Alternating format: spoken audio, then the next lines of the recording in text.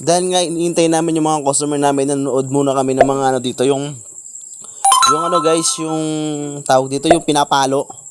Pinapalo yung ulo, di pinapalo yung ulo, yung pinapalo yung palayok. Ganun yun.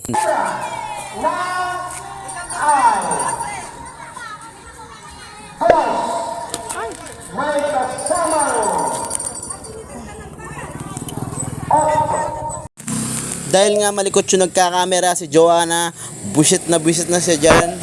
Ang ginawa ko dyan guys, pumunta ako dun sa simbahan kaso nagbibingo sila dun. Ginawa ko yung customer ni Joanna, pina-announce ko sa mic dyan.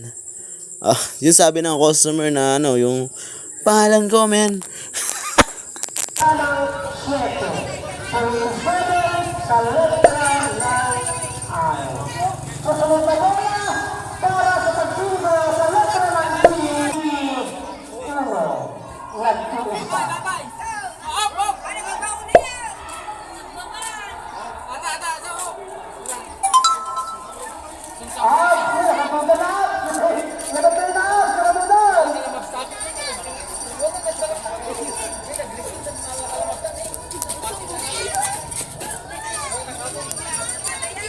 Dahil nga matagal-tagal yung ano guys, yung mga customer namin, ang ginawa namin, nagtambay muna kami dito and then nanood kami guys ng mga naglalaro. Ayan guys, papaluin na ng bata yung palayok.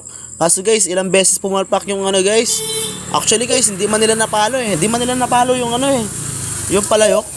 Na ano lang nila guys, nadaplesan lang dyan pero di nila talaga napalo. Kumbaga guys, yan, ang dami nilang bata dyan guys pero di nila napalo. Di nila napalo yung palayok talaga. Syempre mga bata pa nga. Pero siguro guys, kung ako yung maglalaro dyan, no? Sana sure ball yan guys. Palo talaga yan.